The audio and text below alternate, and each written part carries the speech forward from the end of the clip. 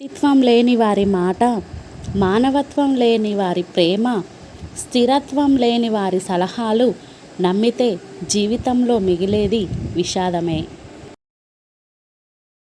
ఏమి జరుగుతుందో అని ఆలోచిస్తూ కూర్చుంటే భయం మిమ్మల్ని చుట్టుముడుతుంది.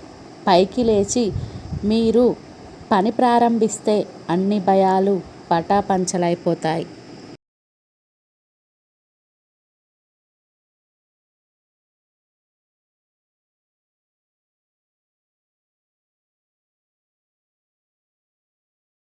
నీ జీవితంలో జరిగే ప్రతి సంఘటన వెనక ఒక కారణం ఉంటుందని భావించు.